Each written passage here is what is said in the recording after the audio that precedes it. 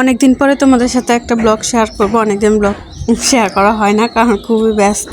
আর কারণ বাচ্চাদেরকে স্কুলে এখন ভর্তি করেছি, যার কারণে একদমই সময় পাই না।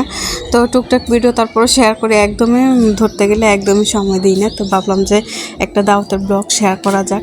তো কয়েকদিন আগে আমরা নারায়ণগঞ্জ চলে গেছিলাম, একটা দাওয়াত ছিল। তারপর এই রাস্তা দিয়ে আর প্রথম বাড়ি যাচ্ছিলাম আর কি 300 মিটার রাস্তাটা দিয়ে নারায়ণগঞ্জ যাইতেছিলাম অন্য একটা রাস্তা দিয়ে। এই রাস্তা দিয়ে মানে যাওয়া হয়েছিল, কিন্তু অন্য কোথাও যাওয়া হয়নি আর কি। রাস্তা দিয়ে কিন্তু ঘুরতে যাওয়া হয়েছিল। তো এই রাস্তাটা এত সুন্দর, কি বলবো, মানে তাকায় থাকার মতো রাস্তাটা। মানে দেখে একদম মন ফ্রেশ হয়ে যাবে যে কোনো মানুষের। আমি কিন্তু গাড়িতে উঠে একদম চুপচাপ ছিলাম, একদমই ভালো লাগতেছিল না, কারণ আমার গাড়িতে উঠলে একদম মানে বুমি বুমি ভাব হয়, একদম ভালো লাগে না, শরীর খারাপ লাগে। তো ওখানে যেয়ে মানে ওই রাস্তা দিয়ে যাইতে খুবই ভালো লাগছিল।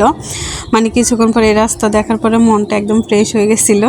তো যেহেতু আমাদের ফ্যামিলির সবাই যাচ্ছিলাম, তো তারপরে টুকটাক একটু ভিডিও করে নিতেছিলাম। তো নেওয়ার পরে আবার আমার ফোনে একদম ফুল গ্যালারি হয়ে গেছিলো। আমি এত ধরনের ভিডিও করছিলাম, একদম ফুল গ্যালারি হয়ে গেছিলো। তারপরে যাওয়ার পরে শরবত টরবত দিয়েছিলো, নাচা টাচা খাওয়ার পর এখানে দুপুর হয়ে গেছিলো। যাইতে যাইতে তো খাইতেছিল সবাই, তো পুরুষরা সবাই মিলে খাইতেছিল। তো এখানে অনেক ধরনের আইটেম করা হয়েছিল আর কি। ওরা খাওয়ানোর পরে আমরা খাইছিলাম। খাওয়া দাওয়া শেষ করে পায়েস দিছিল। এই পায়েসগুলো খুবই মজা হয়েছিল, কি বলবো, মানে অনেক মজা হয়েছিল। একটু পাতলা করে করছিল আর কি। তারপর বিকেলবেলা সবাই সরিষা খেতে চলে গেছিলাম।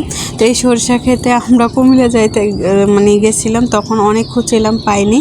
তো ওখানে এত বড় বড় সরিষা ক্ষেত, কি বলবো, অনেক ভালো লাগছিল। সরিষা সবাই গিয়ে অনেক ভিডিও টিডিও করছিল, তো আমিও একটু ভিডিও করতেছিলাম।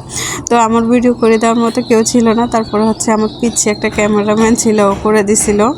তো এই যে এখানে এতগুলো পেঁপে ধরছিল, একদম গাছ ভর্তি। মানে আল্লাহ দিতে মানে বেশি সময় লাগে না, বা নিতেও বেশি সময় লাগে না আর কি। অনেকগুলো ধরছিল পেঁপে। তারপর এখানে আসার পরে বিকেলবেলা আবার এক কাপ চা দিছিল, একদম মিনি একটা কাপে, খুবই সুন্দর লাগতেছিল। তো বলতেছে মাইমুনা খাবার কি চা, তো ওকে দিয়েছিলাম। তারপরের দিন আমরা একদিন ছিলাম রাত্রে। তো ওই 2 দিন মিলে ব্লগটা বানাইতেছিলাম আর কি। আর ভুল ত্রুটি হলে অবশ্যই ক্ষমা দৃষ্টিতে দেখবেন, কারণ আমার ঠান্ডা লেগে আছে, কথা বলতে পারতেছিলাম না। তো আজকে একটু সময় পাইলাম, তো যার কারণে ভাবলাম যে একটু ভয়েস দিয়ে দিই। এই বাসে ফার্স্ট টাইম উঠছিলাম, এরকম বাসে ট্রেনের মতো, কিন্তু ভালোই লাগছে ট্রেনটা উঠাতে। মানে তারপরে এত ভয় লাগছিল, কারণ মনে হচ্ছে যে বাসটা ভেঙে যাবে, এরকম একটা অবস্থা, মাঝখান দিয়ে জোড়া লাগানো। তো আস্তে আস্তে 300 ফিট চলে আসলাম। বিকেল হয়ে গেছিলো, আস্তে আস্তে রাত হয়ে গেছিলো। তো 300 মানে বিকেলবেলা এত জমজমাট থাকে, 300 ফিট সবাই ঘুরতে আসে, খুবই সুন্দর লাগতেছিল দেখে। তো এইখানে কিন্তু আমরা